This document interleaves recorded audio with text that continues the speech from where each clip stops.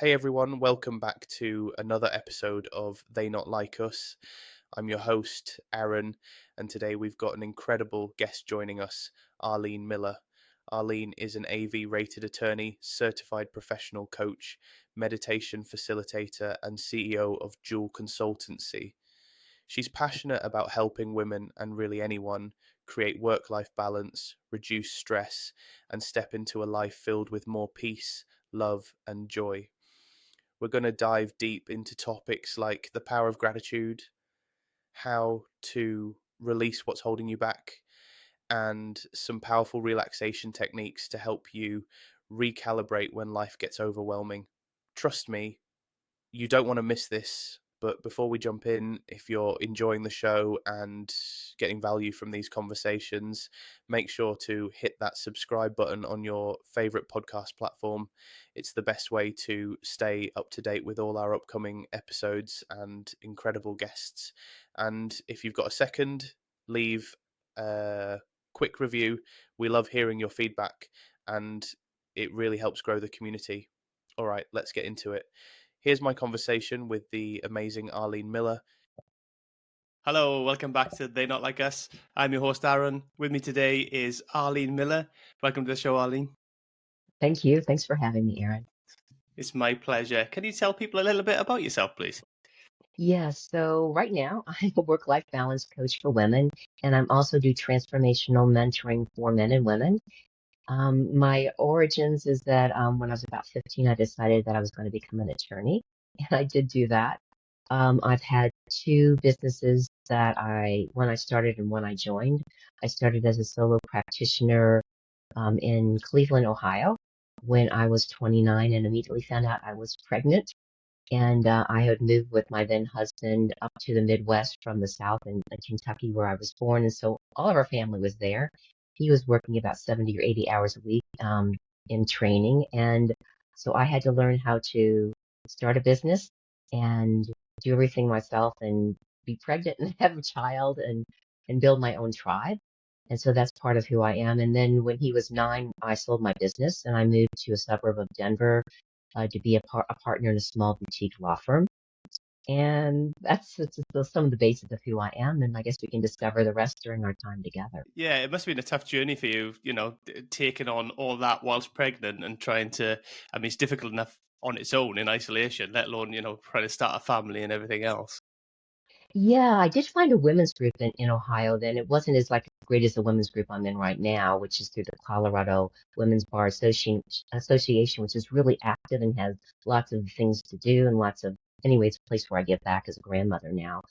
But there was that organization and we had monthly meetings. And so I got to talk to a lot of different people and get a lot of support from other women in the area that had their own business, all kinds of businesses. So there are groups out there, and I really recommend that, anyone who's starting that path of like being an entrepreneur, find groups to support you as you're going through that process. Yeah, support is key for everybody, really.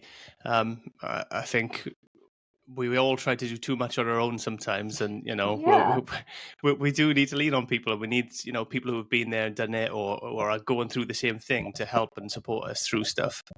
Yeah, from personal experience, I found out that the lone wolf doesn't work so well, but we work really better with groups of like-minded souls who have similar purpose and similar ways of, valuing ourselves and valuing others and seeing the world. And I highly recommend that. For sure. Right, what's the most profound lesson then that you've learned about yourself during this journey from starting out becoming an attorney and transitioning into a work-life balance coach? It just sort of, I guess, about myself is that, as I've had the intuition, like when I was an attorney, I got a diploma in transformational holistic counseling and a diploma in coaching and mentoring. It just felt like it was right to do. So I could be like a better attorney, a better communicator. I was negotiating settlements with a lot of people. I felt I could help with that. I thought I could be a better mom and a better boss, because I really learned how to communicate and understand and listen to people better then. But I just sort of followed the breadcrumbs because I was just listening to my heart and just, okay, this is what I need to do now. I didn't really know why, but I just decided to do it because it felt right. And what I found is that everything sort of falls into place when we do that, when we don't resist that and go, oh, don't do that. That doesn't make any sense. Because intellectually, it didn't make any sense that I'd already gone to university, already gone to law school. Why would I get these two other diplomas? But it turned out to be essential. So I guess that's what I've learned. That's cool.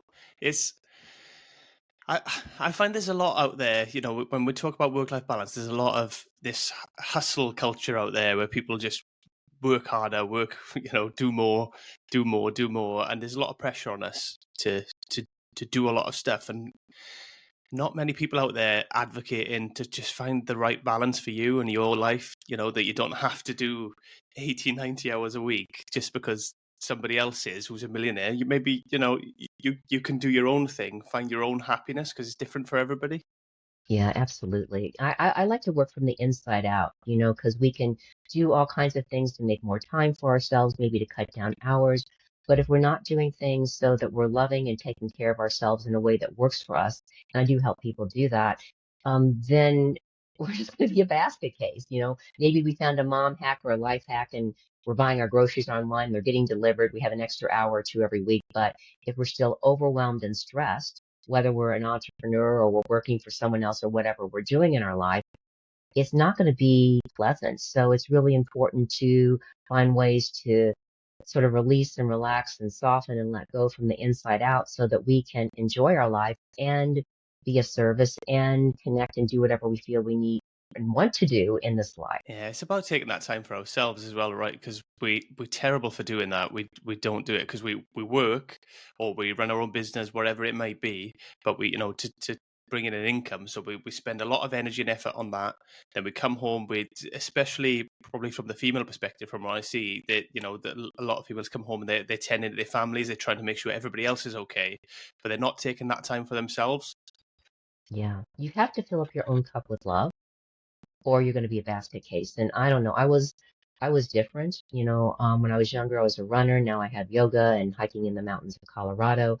But I just always knew in my heart of hearts, if I didn't take care of my physical, emotional, mental, and spiritual self, I was going to be useless to other people. And I could just sort of foresee, how as I grew older, that would really become more and more detrimental. Yeah, well, when did you figure that out for yourself? Is that something that you've always kind of been in tune with, or is that something that you kind of twigged after a short while? I don't know. I had some friends that got me into running and exercise when I was a freshman at university. And I just found, oh my gosh, it's so much easier to study. It's easier to relax when I do things to take care of myself. Eating right, took me a long time because I have a really bad sweet tooth. I'm a recovering sweetaholic. And so that really wasn't good for my body and system. So I feel like it's just been a process. It's definitely not a perfect. I'm not a shining example for everyone when it comes to that, but I have learned how much better I feel and how much more I can be of service and just enjoy my life when I do take that time to take care of myself. It just seems to expand time out so there's more to do if we need to do it for business or our family. That's what I found. So yeah, it started probably, when I was in my first year of college. How do you find that, the people that you help, so the people that you coach, how do you find that generally they are when they come to you? Are they super stressed out and just, at the end of their rope almost? Everyone's different. Some people have a specific area for their life. Maybe they're doing great at work, and and then they come home and they lose it. They've held everything in all day, or maybe they do it the opposite way. But there's lots of times people have a foundation where some place in their life they're doing pretty well, but in the other place, it needs some tweaking. They need some help. They know it's not working. Maybe they have teenagers and they're not communicating. So it's really different for every person. Everyone has a different way of dealing with stress, but there is a commonality where we really need to find ways to, look at ourselves and what do we need to tweak? Are we like being an inner critic instead of an inner coach? How are we treating ourselves? How are we caring for ourselves and others? So we just take a look and see what there is, and I let them lead. I partner with them. If I'm coaching, if I'm mentoring, I share what I know to the best of my ability. So I don't know if there's a common thing for everyone, but usually there's one area of the life that goes, I really need help there. Yeah. Well, I probably should have asked you this before we started talking about other stuff, I suppose. But can we just explain what exactly work-life balance is, so that when we talk about it, we're on the exact same page. Everybody's on the same page. Right. Seems like it's an overused word, but there's really nothing else I had to describe. Sometimes I call it work-life harmony imbalance. Um, but basically what it is that, nowadays, I mean, when I grew up, my mother was a stay-at-home mom. Her parents were pretty poor, and she felt that she had made it, and it was a really privilege to be able to stay home with us. And so a lot of people nowadays, with the way the economy is, that's just not possible. And so you have a lot on your plate. You have work, you have family, you have your outside life. Maybe you're involved in some things to promote your business to some other organizations. Maybe you have things to take care of yourself. You have your children, you have their activities. What if they get sick? There's so many things that are going on.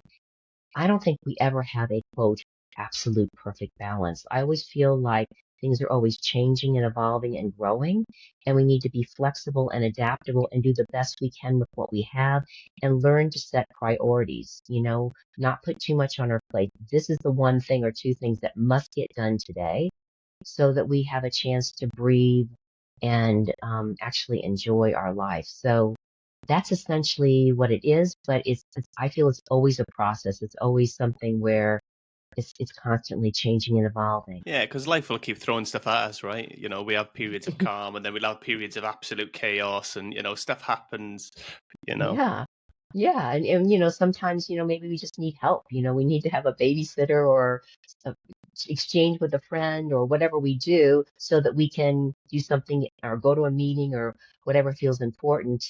Yeah, we just have to and be kind to ourselves in that process. That's a part of it as well. Yeah, I think that's crucial, and I've talked about that a lot on recent podcasts. Actually, is that having that kindness towards yourself first and foremost, and kind of letting yourself off the hook a little bit, and not Yeah. being so hard on yourself, because we're all so hard on ourselves all the time, aren't we? To be Oh my brilliant at God. everything, and it's just not realistic. Yeah, and that's one of the things I emphasize because whether we say it or not, a lot of us in the background have the stuff that I need to do everything perfect. So if we make a mistake, it's like a catastrophe. And so another way to look at this is that mistakes are opportunities to learn and grow. I made this mistake. How can I do it differently next time? And that helps to take off a lot of the stress, just having that sort of deep attitudinal shift that if I do something that's a mistake or I fall flat on my face, I can turn that into a blessing. It doesn't have to be something that I use to shoot myself down. Yeah. Do you have any ways that you help people with that kind of staying grounded? When things are a bit chaotic, when they kind of getting to that point where they're losing a little bit of control. Yeah, I do.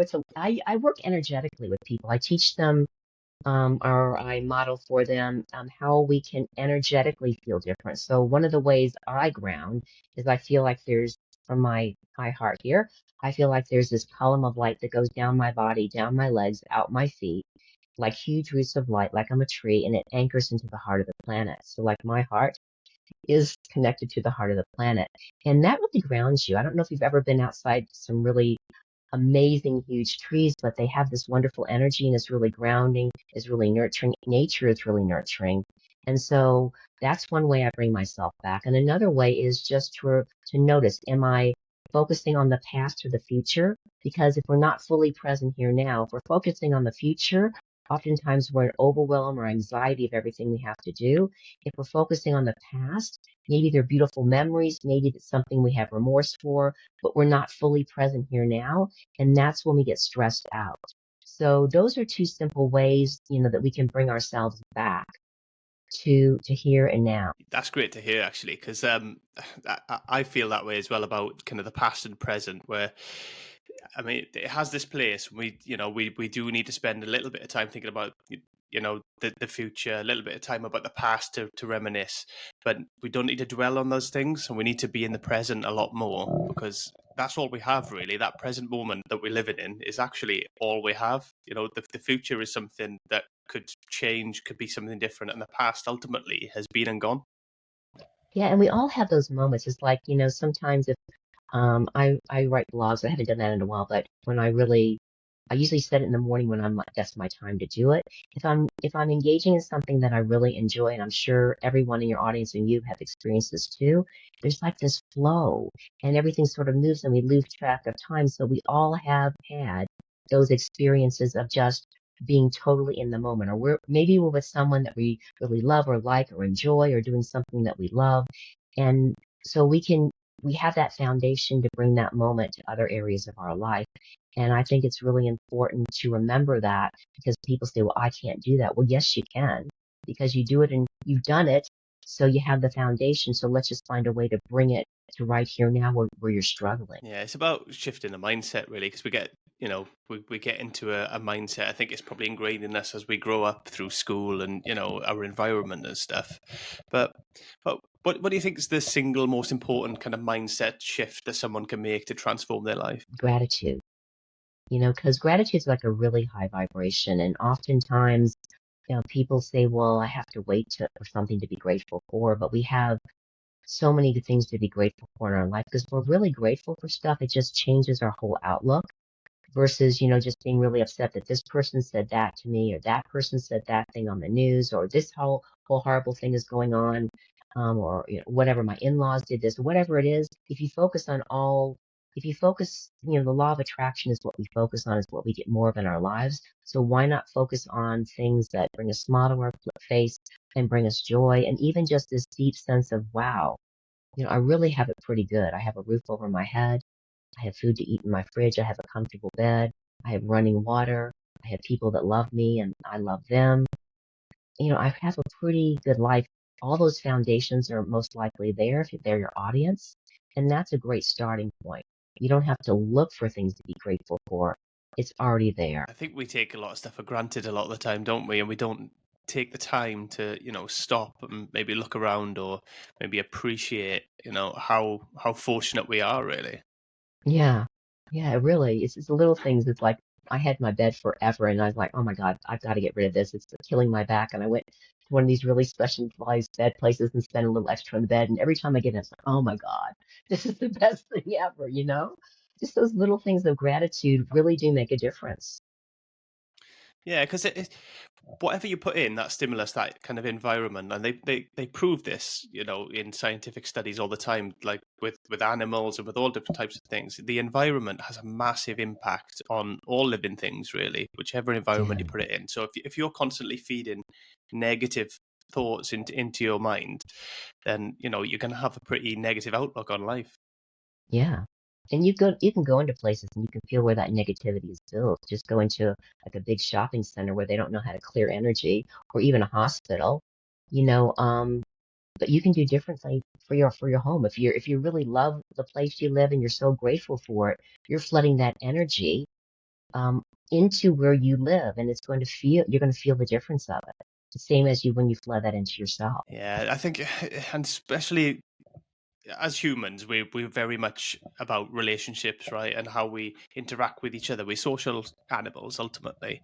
So, and I think you could just pick up on negativity straight away, can't you? Walk into a room, if somebody's, really negative or in a foul mood, even if they don't necessarily say anything to you, you just pick up on it, and it's hard to not let that affect you as well. Right, because what happens is that when we go out, we can't be. There's no way we can stop being affected by the energies around us if they're really negative. But what we can do is energetically, I like to put this big cool umbrella of protection around myself and say, I'm only open to energy that's like unconditional love, like love that doesn't have any strings attached. And inside of this, I'm going to flood it with light and love. And this is my personal sanctuary. This is my boundary. So not only do I set um, outside boundaries, like what kind of behavior is not acceptable around me, I also set energetic boundaries, which does help, because if you're sensitive or intuitive and empathic at all, you just don't pick it up. It sort of can really whammy you. And it's also to be, have that kind of no thing with people that want to suck our energy or jump into our energy field and just come and tell us all their problems because they want to walk away feeling good. We really have to, that's part of our self-care and self-love is my point. Yeah, absolutely. I mean, that's a great practice that you do to kind of, stay positive and stay in that right mindset. Are there any other kind of habits or practices that you think have made a big difference to your well-being? Well, everyone's talking about it now, but it's a lot of people don't practice it, and that's breath work. And, people think, well, it's really, really complicated. But when we get stressed up, when we get wound up, we start breathing really shallowly. Sometimes we even unconsciously hold our breath. And that puts us into fight or flight mode. It tells us physiologically to tense up, to run, bad things are going to happen. And so breath work is just an easy way to handle it, to bring ourselves back down. The first one I always teach everybody is just breathe in through your nose and breathe out through your nose and have your out breath longer than the in breath, because you can do that anywhere. You can be standing in line at the grocery store. Someone can be talking your head off and you can't get a word in edgewise. You can practice it to calm down. And what it does is it just lowers everything to a slower pace where we can handle things. I mean, there is breath work that helps us like to align to love and center in our hearts. And one simple way to do that is just to breathe in through our nose and out through our nose like a circular pattern where there's no pause between the in breath and the out breath. And of course, if you go to YouTube or any place like that, there are a million kinds of ways you can breathe and you can find out what works for you. But these two ways, I mean, I know lots of them are just simple things that we can do.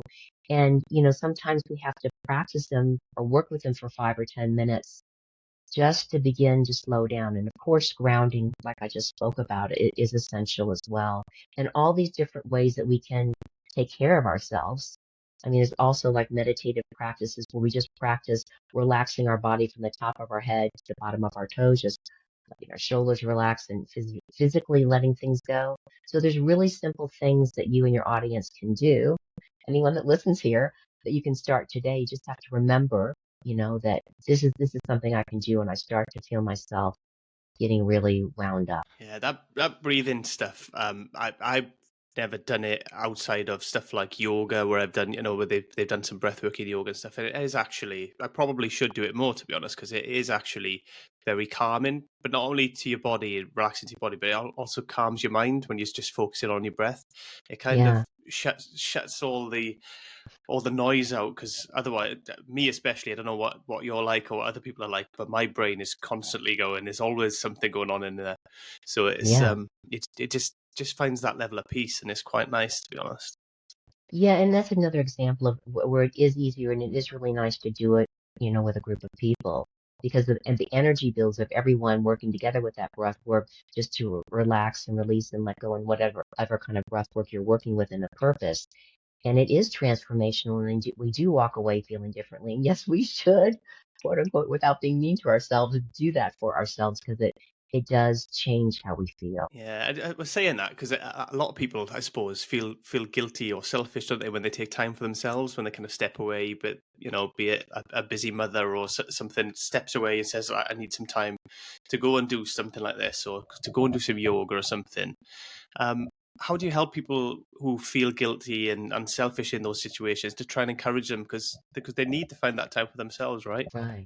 It just feels like it's genetically passed down that it's selfish to love ourselves. It's selfish to take care of ourselves, and nothing could be further from the truth because, if we don't fill ourselves up with love, and however you do that for you is how you do it for you. If it's going to breath work or yoga, I love yoga too, or going out in nature or working in your garden, you're not going to have anything to give to anyone else. And then you go through the cycle of getting really angry that you're giving away something you're not getting enough back, looking for it outside of ourselves, which is really not a solution.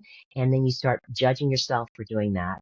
And then you start going back into the people pleaser stuff of just doing things for other people as well. And it becomes this vicious cycle. And so it's really not helpful or healthy.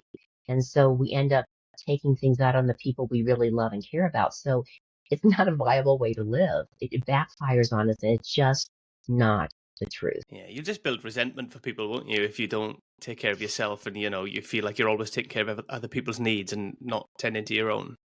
Yeah, yeah, and I don't know where it came up or, but it is taught in our society, and that message is everywhere, and it is sort of passed down generationally, but it doesn't make any sense if you really step back and think about how can I possibly keep on giving to others if I have like emptied myself and there's nothing inside of me. Yeah, and whenever you're on a plane, right, they do the safety announcement, and what they always tell you is when the oxygen mask drops down, you got to put yours on before you help anybody else, before you help your kids or anybody, because if you pass out, you can't help anybody. You're no good to anybody. Yes. And you're not the first one to share that insight. So I think it really does make an impression on people. And it's a good way to remember. It's a really poignant, visible, visceral thing. Yeah, I remember that about the safety thing on airplanes. Yeah, I think it's just something you can relate to, right? It kind of makes sense in people's minds, and then when you kind of apply Yeah, it to day-to-day life, where we don't tend to apply you can kind of see the rationale behind it and why we should actually be taking time to look after ourselves first and make sure that we're okay, so we're in the best yeah. place to help the people we love, really. And I just sort of advocate not looking to other people and their opinions of what we should do. Really bringing it back to ourselves, because why do their opinions about how I should live my life mean anything? That I should give everything away, or whatever opinions they have, it usually tells more about them than it does about us. Of course, if we have a partner, we need to work, together and actually partner with them. But lots of people have opinions. And I always tell myself, your opinion is none of my business. I might smile and nod and thank them. Thank you so much for that. And then just do whatever the heck it feels right, and I guess I would suggest that to your audience as well, because why are we taking on this stuff from other people? I couldn't agree with you more, to be honest. I mean, and that's why I'm doing my podcast. I mean, I don't care what anybody else thinks. I mean, loads of people could tell me that it's stupid, that I shouldn't be doing it, whatever else they say. I'm doing it because I enjoy it and it makes me happy. So I mean, their opinions really don't matter to me. Yeah. But a lot of people haven't gotten to that place yet. And so you're always looking around themselves to keep everybody happy. Impossible. Impossible, because people are going to have, good and bad moments, and we'll just be on a roller coaster in life if we're looking to them for, tell us that we're okay and we're doing everything right, because of course we can't do everything right anyway. It's just a no-win situation. So yeah. Yeah, and to be honest, I was one of those people for a long time. It took me a long time to get to this point where I'm comfortable enough to just be myself now, to live how I want to live. I'm Yeah. not horrible to people or anything, but far from it. But I value my own opinion a lot more, and I'll do Yeah. what makes me happy first and foremost. Yeah. And when we get that way, oftentimes we just get more intuitive about what really needs to be the next step. And I mean, I was a people pleaser and a doormat and all that kind of stuff. But I guess the good thing is that we really get it on a feeling level, because a lot of the learning on this planet is negative learning of what we don't want. And as a recovered people pleaser and doormat, I know how that feels, and I know how it totally doesn't serve. And so I'm grateful for that experience, because because I know, don't want to do that anymore. And we can take that forward and we can share it with other people so they can know it too. Yeah, learning to say no is one of the biggest things. Yeah, and I do it much better now, it's and without any apology whatsoever. And even if people have a reaction, they sort of go, "Oh, okay, I'll just do something else." People adjust and adapt, just like, we need to. Yeah. How do you help people who are maybe stuck in that place still, to realize that they need to take care of themselves and look after themselves a bit better? Because like I say, it took me a long time, and from my experience and a lot of the people I've spoken to, it usually takes some sort of event to happen in their life to get them to that point. But for Yeah, me, I think that's a bit of that seems like a bit of a shame to me, that something negative has to happen in their life for them to get to that point. I'd like to help people get yeah. to that point a lot sooner. I guess yeah, it's like, the saying, can take a horse to water, but he has to want to drink. And I think that's for people too. Sometimes when we have those kind of crises in our lives, it's because we haven't been willing to listen, and we need a wake up call, and manifest on the ground. But it's not necessarily a bad thing. And sometimes we're just not ready. As a coach, I'm not telling people what to do. I might share an insight, or I might share a reflection of what I'm seeing and noticing in them. But oftentimes, if you just ask powerful questions that are open, and you're holding, as a coach, like a very big judgment free space, and a space that I call like unconditional positive regard, like, I'm not thinking about what I'm going to say while they're talking. I'm just being there fully present so they can be heard. It's amazing how people in that space can come to those realizations themselves. And when they do, it's much more powerful than if I told them with my shaking finger, "You need to stop that now." So sometimes we just have to work with the process, because, and sometimes that's a way for it to stick. Yeah, I guess that's all you could do really for people, right? Because I think people do need to realize it for themselves. You can't Yeah, kind of force people to that place, because I suppose if they don't realize it for themselves, it's not going to be genuine anyway, and it's going to just be a kind of different kind of people pleasing, I suppose. yeah. I mean, as a mentor, I share my wisdom with other people, but as someone who's been mentored for a long time as well, because I feel it's important to um, be continually evolving and growing. Sometimes things can be said to me like not just 7 or 8 times, but it just feels like 30 or 50 times over a couple years, and then something happens, the penny drops, and we get it. And I guess we don't really know when that's going to happen for people, so I just have to step back and be patient and know that when they're ready, it's gonna happen. Even and be okay as a coach and a mentor, just to be like a seed planter. Sometimes I planted a seed, it's there. When they're really ready, something will happen, or they'll experience something, and it will start growing. But it's more powerful, isn't it, that way for people to kind of have that. You're almost just leading them on a journey of self discovery, aren't you? Rather than trying to push them down a path.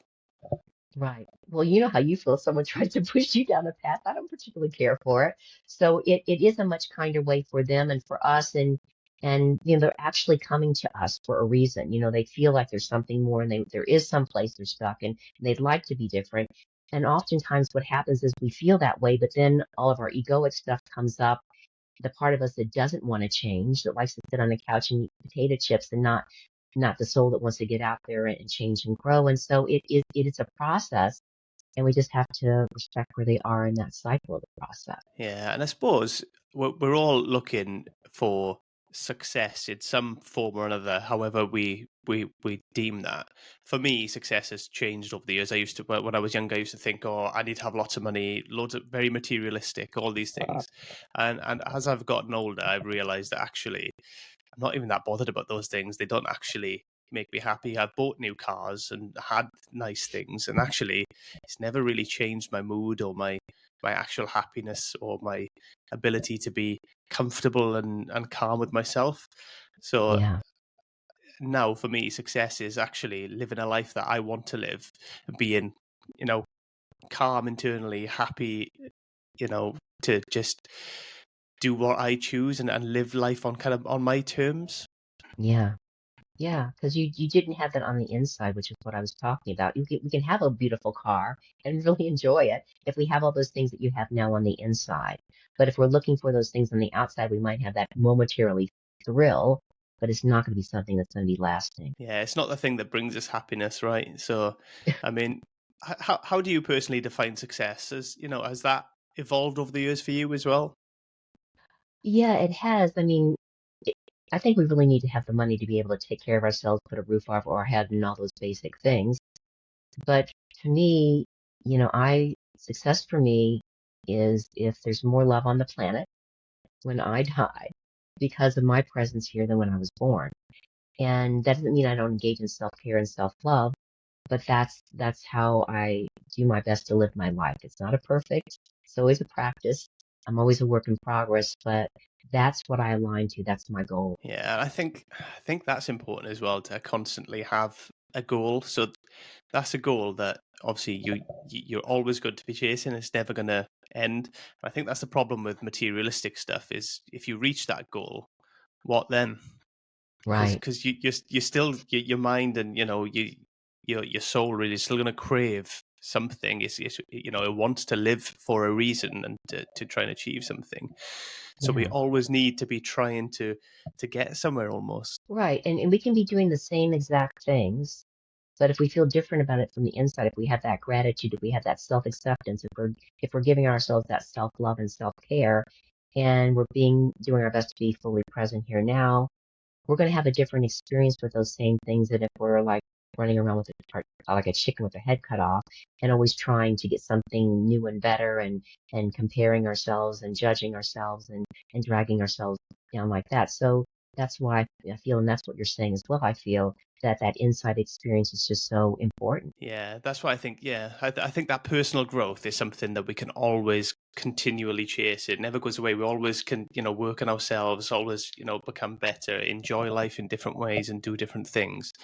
whereas materialistic targets are kind of, you get it and it's like, I've got it now. What now?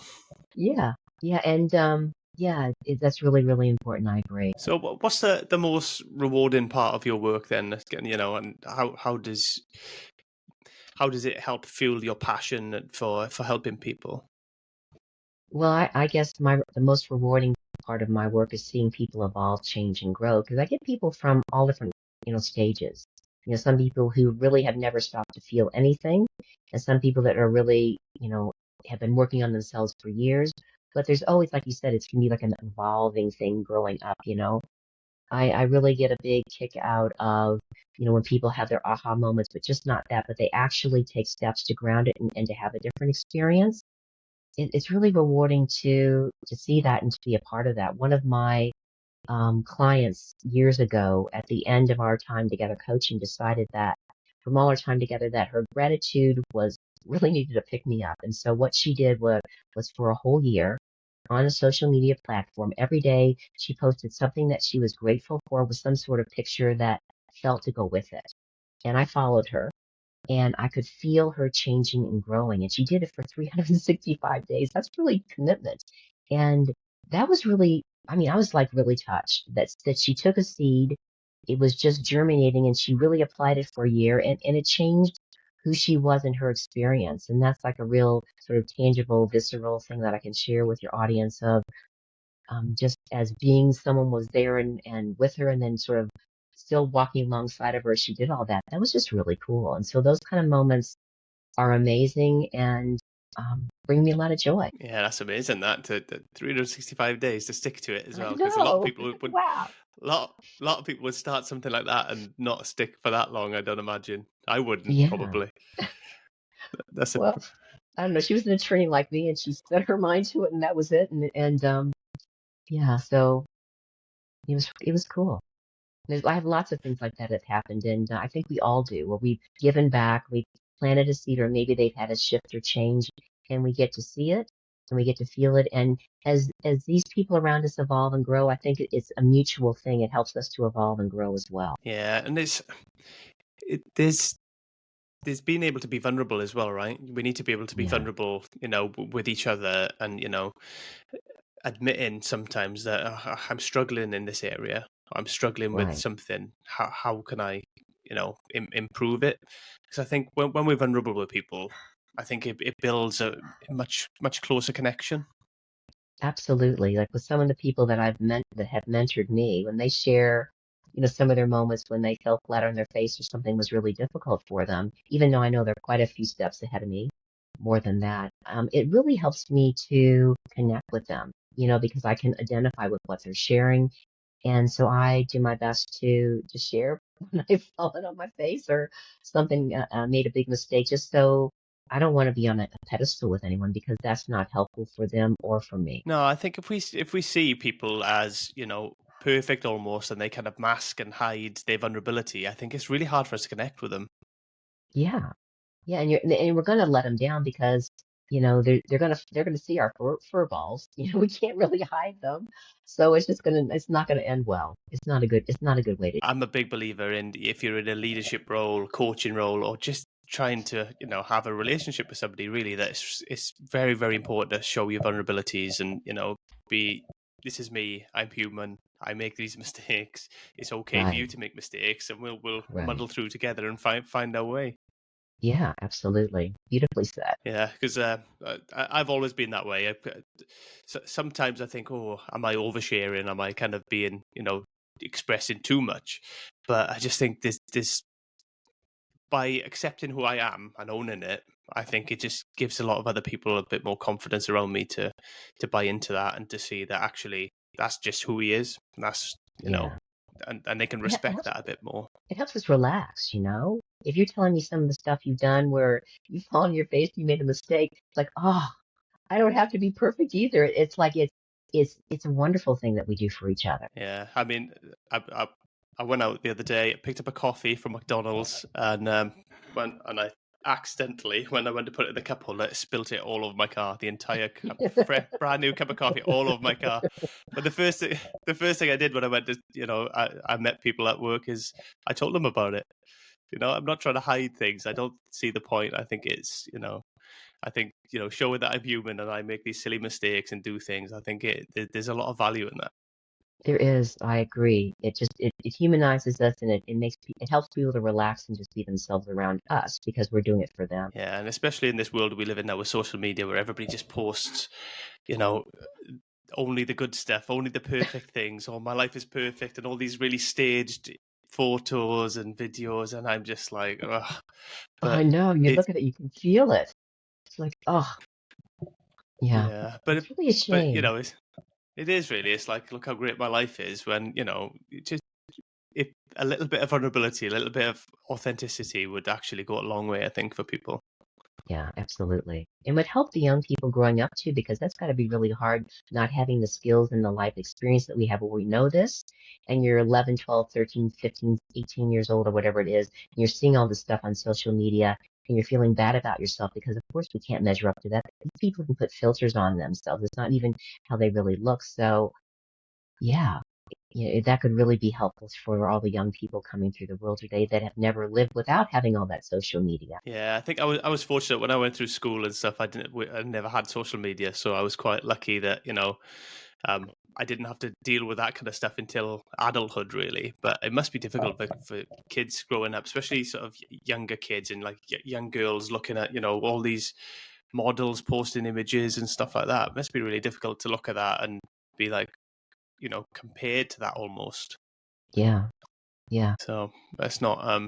I don't think it's the best, but I think there is a little bit of a push on social media now towards authenticity. So hopefully that'll keep going. Yeah, absolutely. And there's been read a bunch of posts by mothers, and mothers are really worried about their daughters and their sons because of this, because they see how it affects their self-esteem. Maybe there's depression or feeling bad about themselves needlessly because they're comparing just themselves to something that's not even real. So yeah, Yeah, it makes it hard for parents.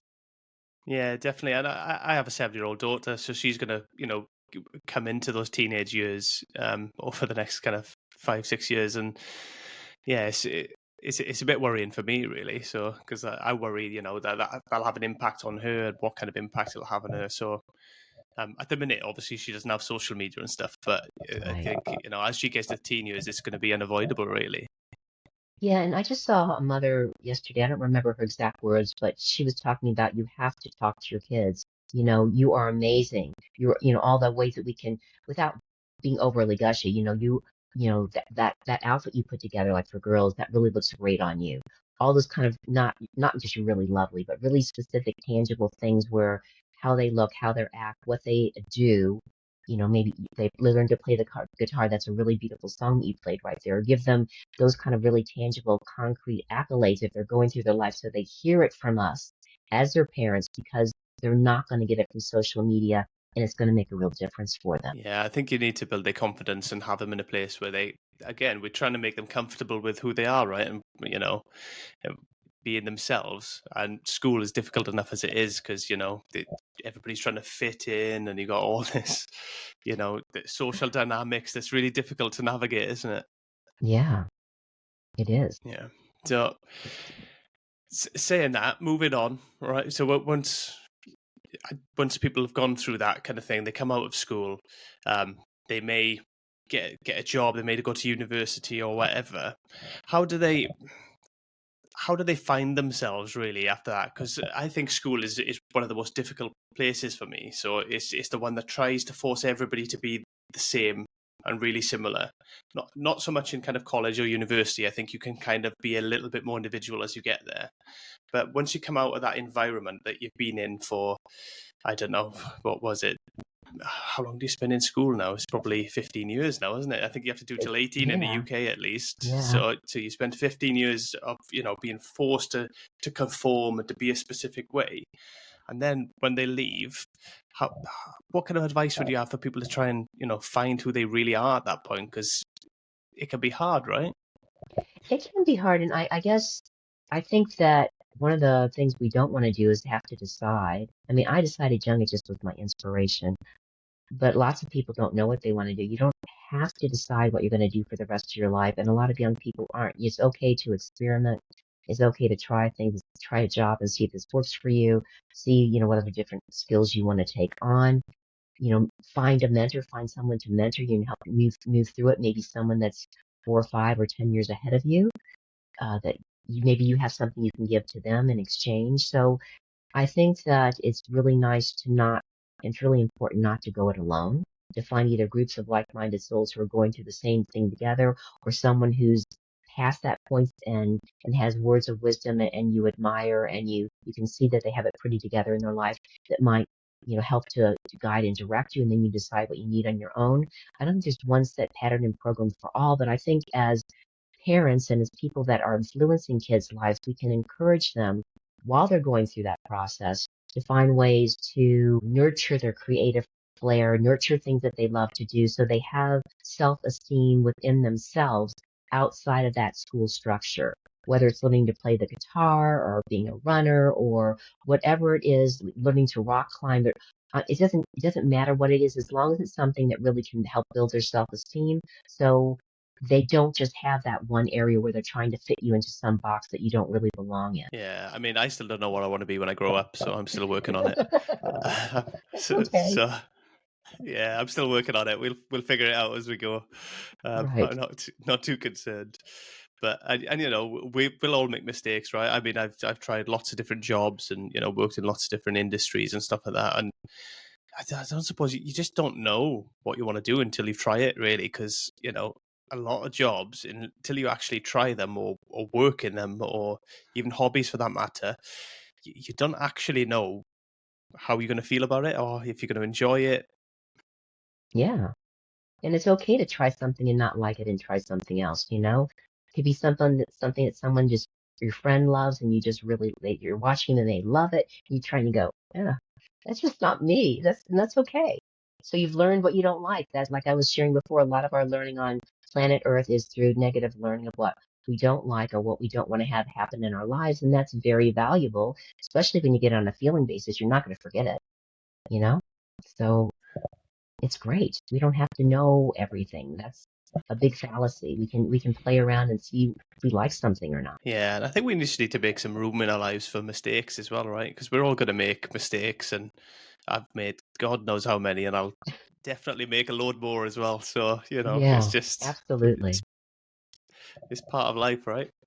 Yeah, well, as I was sharing at the beginning, I think I said this, one of the ways I live my life is always reminding myself, this mistake is an opportunity to learn and grow. What can I learn from this experience? Where I put my foot in my mouth or I would have said something different or done something different and I'm starting to beat myself up about it. No. What can I learn and grow from this? How could I be differently next time if I face a similar situation? So I build a foundation inside of myself. So if the same situation or something similar presents again, and I think it always does, because the universe wants us to learn these lessons and move past them, I have a foundation in place to help me. Yeah. Is there any particular mistakes, any kind of big mistakes or failures that kind of stand out as taught you a valuable life lesson? Oh my God.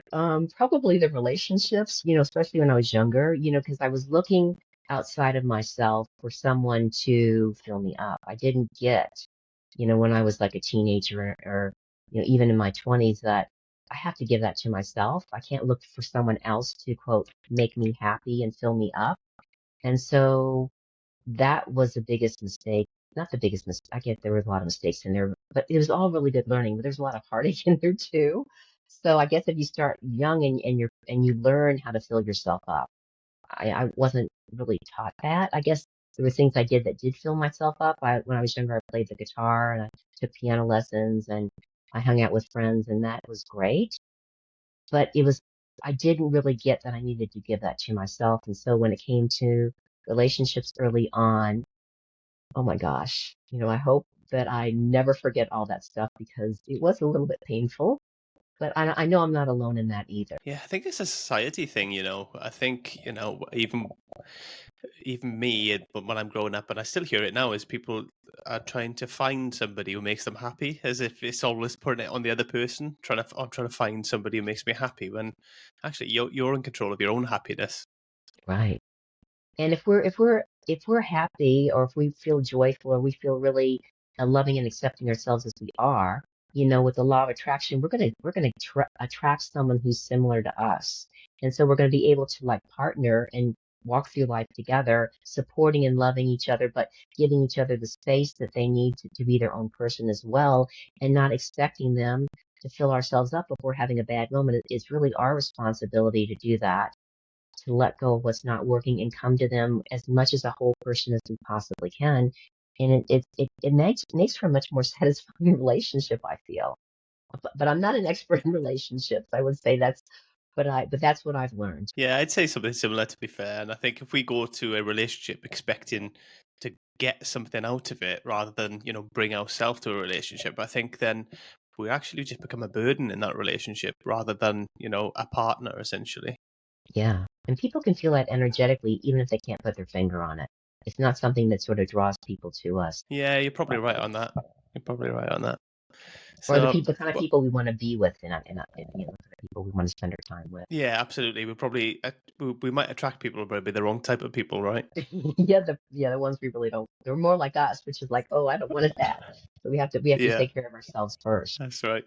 Um, what's something about you that most people misunderstand, and how do you wish they would see it? Um, I don't have that much anymore, but when I was younger, I did, because somehow I got it. Like when I was a mother and a working person, I always found time to take care of myself. So people looked at me as someone that was a little bit selfish and self-centered, because I'd make time to run, or I'd make time to swim, or I'd make time to do something to take care of myself physically and emotionally. I wasn't always, just there with my son when I wasn't working, or my partner, whoever I was with at the time. And so I know that some people saw me as selfish and stuff like that.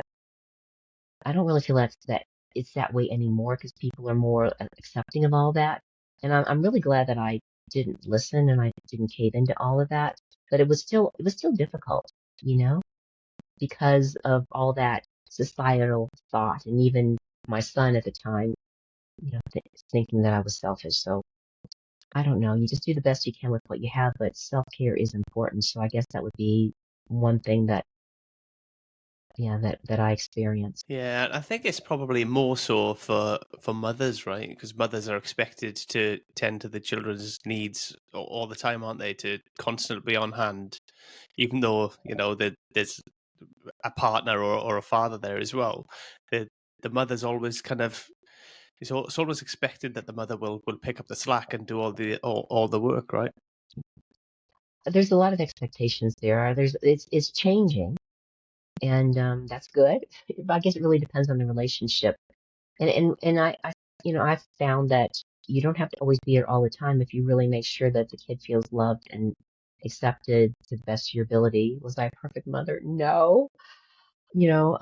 But as the grandmother, I get a sort of a second chance at playing with that without all the responsibility. So that's pretty fun. Yeah, and you know, with modern life as well, with you know, usually both, even in a secure relationship, so not a single parent relationship, both parties usually work.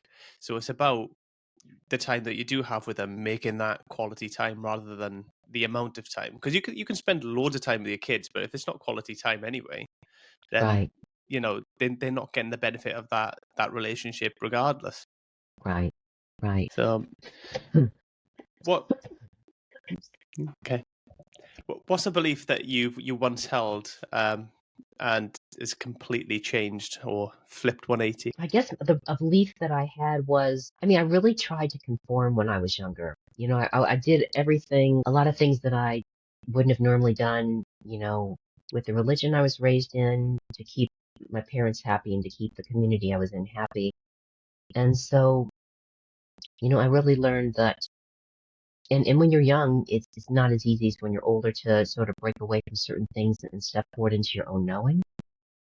So that was difficult, to when I did begin to break away because people felt that they were hurt. They felt that they did something wrong when I became like more spiritual and less religious. I don't know, you do the best you can, but I guess people sort of get over it as well and they come back to loving you and they might go through their angry stages and, why have you done this? And, why are you raising your son like this or whatever? But yeah, that wasn't easy.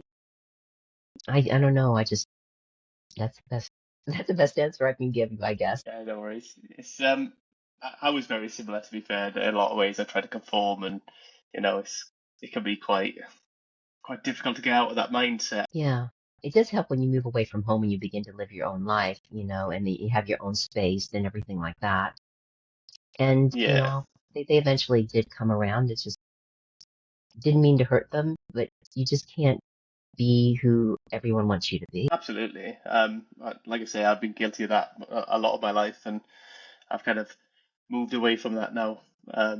But again, I moved locations completely. I've had been, traveled a lot. I've had a lot of life experiences helped me get to that point, really. Yeah, me too. Me too. So how do you celebrate your kind of wins and your personal victories? Well, that's what I encourage the people I work with as well, because I think we're very, very hard on ourselves. And I think, well, what I work with, I'm not a perfecter either, is just to not make getting to some certain goal or to finishing a big project. I think it's really important to acknowledge all the little successes we have every day. And even those things that are not, just you have a nice conversation with someone, you have a nice moment with someone, or some place where I used to react and someone cuts in front of me and I'm driving and, then slow down or something that I used to, get upset about. If I don't have that reaction anymore, if I've let that go, I take a time to acknowledge myself. And I guess celebrating the self is, I mean, for me, it could be just listening to some good music, or I live in a place that has some nice nature nearby and some trails. Maybe I'll go outside, or I don't know, talk to a friend. I think whatever helps us to really ground that this is important and every little step forward is like a victory beyond measure. It's not the big thing. It's really, I remind myself and the people that I work with, it's the journey that counts. Because lots of times we reach a specific goal, we might do a little happy dance, but then it's like there's a letdown. Oh my God, what am I going to do now? I've accomplished this. So it is the journey and all those little steps that we take forward. And that does build our gratitude. That does build that joy and contentment and acceptance inside. And it's not that hard to do. We just have to really be aware of all those little things we do every day that are meaningful and are working towards becoming more the person we want to be and the goals or the projects or the aspirations that we have. Yeah, that's brilliant, actually. Do you keep like a journal or anything like that? Do you like track it over time, or is it just wins, and celebrate them as they come?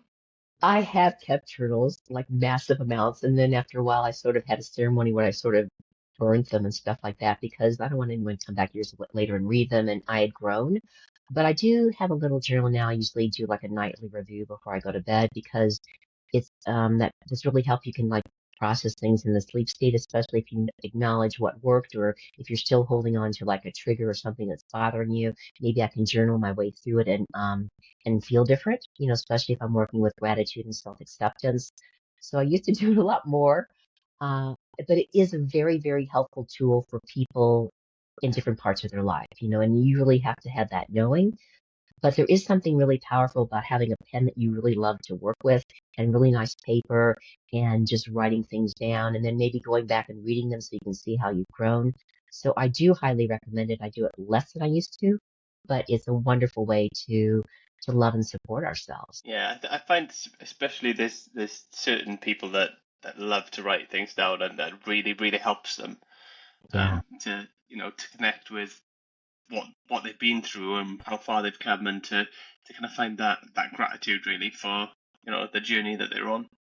Yeah, absolutely. And we don't have to necessarily have a journal we write in every day. We could just have one there by our bedside and like, okay, I feel like writing a few things in here now, or, make it so that it's more something that we enjoy doing that instead of something that we're making ourselves do or have to do. That's not helpful. No, and that's important, because like people will say, oh, you have to do this, get up and write every morning about what you're grateful for, etc. which is great if that works for you. But if you kind of having to force yourself to do it and you don't want to do it, I don't think that's the right approach. Right. Because then you're in your head about it and you're just making it like a list that you have to write, like you're writing your grocery list. It's not going to really have the effect that it's intended versus maybe having one experience during the day that you go, wow, and you take a moment to really appreciate and be grateful for what you just experienced. Yeah, that's what I find. I find if I'm in the moment and I'm grateful for something, I try to take that moment to be grateful for it, to enjoy it, to take stock of it. Maybe, I don't know, if I'm out on a walk in nature or something and I think, oh wow, that's like amazing, it's incredible. You know, maybe Yeah. I'll take a picture as well as a reminder. Take Yeah. a photograph. But generally, it's in the moment then that has the most impact on me. If I went home and wrote about it, it wouldn't have the same impact on me. Yeah. I agree. I agree. Well, it reminds me of I have friends in Australia, and I've been promising them I'm going to go out and take some pictures of Colorado because almost everywhere you look, you can see the mountain range, and we're just beginning to have the autumn, so things are starting to change. And I forgot about that promise, so thanks for the reminder. No problem, no problem. Arlene, if people want to find out a bit more about yourself, where can they find you? Well, my website is Jewel Consultancy, and it's going to be told me in the notes, so people can just click on Jewel Consultancy. From there, you can email me or call me, and you can see all the different coaching and mentoring. I also do something called soul readings, which is also part of mentoring that I offer, and happy to connect with you. Happy to respond to any email or text you send me if you can do that, and or any questions you have from the podcast or any way that I can be of service. Yeah, of course, I'm on all the, different platforms like LinkedIn and Instagram and Facebook and Twitter, which is now X. So I'm not on TikTok yet. I haven't quite worked up to that one, but you can find me out there. Cool. Is most of your coaching online and Yeah. Zoom and stuff like that? Yeah, I found especially since COVID that most people like that. It's you get the same thing, but you can be in the comfort of your own home. When most people want that. If I do some work with a team or something like that, usually it is in person. But that's just the way our society has evolved now. It just saves them time, and that's fine with me. So you can get the same exact thing from being like this one-on-one online versus sitting with them in a room. And some people actually find that they're more comfortable that way. Yeah, I suppose people are more comfortable in their own environment, and Yeah. this has become the culture now where people are much more comfortable with, the online video calls and stuff like that, which and the technology's there because of COVID has really accelerated it that everybody's kind of got access to the technology as well. Yeah, and it's really kind of fun, to talk with people all around the world and you meet more people than if you would just someone that was within an hour drive of where I live in Colorado. So I really love it. I really love meeting people from different cultures who I work with and learning about them in whatever way they choose to work with me. And so I think they enjoy it as well. It just brings um I don't know, more diversity into my life and I guess into theirs. Yeah, same. That's why I love, this podcast is brilliant because I do a remote completely. So I speak to people all over the world. It's really, really good to, get them different viewpoints, different opinions, different cultures, and different inputs that, is really good that I wouldn't get otherwise. Yeah, we meet people we would never meet before, which is I find it just more it expands our horizons. We're not like myopic and only seeing what's in front of us. I really, really love it. Yeah. Um, but when you were saying about your website and stuff, you said you do soul readings. Tell me a little bit about soul readings. Well, soul readings, I work with psychic tarot oracle cards. I'm not a psychic, but what I've learned how to do over the years, I guess because I'm empathic and intuitive, is I can heart connect with people. And so I have a way, even if it's online, most of them are online now, where they pick like 8 cards and I pick 8 cards. It really depends on how long they want the reading to be. And they can tell me this is what I'm looking for in the reading. And I look at the opportunities that are available to them, the challenges or difficulties that they might be facing now or coming forth, the best way to move around them, and maybe any like tools or different new ways of being that they can practice so that they can step into this new place that they want to be. And I always record them so people can listen to them, because when I do this kind of work, I tend to talk fast because it feels like a lot of stuff is moving through me to tell them. And I always give them like a picture of the card so they can see it. And I just find that as adult learners, a lot of the stuff that we learn and we really remember is visual. So you have the visual of the cards. All the cards are really beautiful and they're infused with a lot of love. And I really enjoy doing it because I can see people light up. And sometimes it's just an easier way to do mentoring than just to share things of what they should do because we're both doing it together. It's a co-creative experience. And a friend of mine was mentored on how to do this quite a few years ago, maybe 5 or 6. And before that, I just didn't use cards. And she didn't want to do it anymore. She had other things, and so she passed it on to me, and I'm really grateful. I really, really love it. I find that it's really uplifting for the people that I work with because they experience a lot of hope, and with hope you can do anything. And it's really uplifting for me to have a different kind of connection with people than just, talking or asking questions and stuff like that. So I'm pretty passionate about it. It's fun. Yeah, there's something different as well, right? Because I'm sure a lot of people have never done that before or never had any experience of it. Yeah, and it's not like I'm going to tell you are you going to get a man or a woman or if you're going to get the next job because in any given moment there's a whole bunch of different possible futures that can be our future based upon what we do, how we act, how we are, the people around us, what's happening in the world. And so it's really kind of not true that someone can read your future and tell you all that stuff. But if you have a question, it sort of like gets infused into the cards. And I find that when I'm just talking, what I share is helpful for whatever thing they bring to the conversation. And it's not a telling them what to do, but it's a feeling and some, I don't know, whatever the cards say, and they can use that moving forward. So it's interesting. I really, I don't know, I find it's a joyful experience on both sides. It's great, and that's important, right? As well, if you're both getting that out of it as well, then it Yeah, has great value to people. yeah. Okay, I'm going to bring this episode into land now, Arlene. So before I do, is there any final thoughts or anything that you want to leave us with? Um, I guess a quote what I'd like to leave you with is that any disaster can be turned into a blessing. Any blessing can be turned into a disaster, but there's always a better way. So always to remember if you feel in the pits and a bunch of things have happened that are either heartbreaking or really, really difficult, there's a way in your life that you can turn that to a blessing. Maybe you become a podcaster and share with people. So if they're going through the same thing that you went through, you can help them to be really grateful for the blessings in your life so you don't negate them and you do something to give it away. And that no matter what happens, even if something happens that's just totally, absolutely amazing, we're always changing and growing. So there always are better, clearer, brighter ways that we can engage with something that's similar in the future. It never is like stagnant. So that's something that I live by and I love it. So I love to share it. That's beautiful. Thank you. Arlene, thank you so much for being on the show. It's been an absolute pleasure having you on. Thank you for having me, Erin. It's been great to be here. I really enjoyed our time together. No problem at all. Take care. Hey, listeners, if you've been enjoying They Not Like Us, I'd really appreciate it if you could take a moment to leave a positive review and subscribe. It might seem like a small thing, but for an independent podcast like this, it makes a huge difference. Your support helps the show get discovered by more people, allowing us to bring on even more amazing guests and continue sharing content that resonates with you. So if today's episode or any past ones have sparked something in you, hit that subscribe button and drop a quick review. Your feedback keeps this community growing, and I'm so grateful to have you along for the ride. Thanks so much.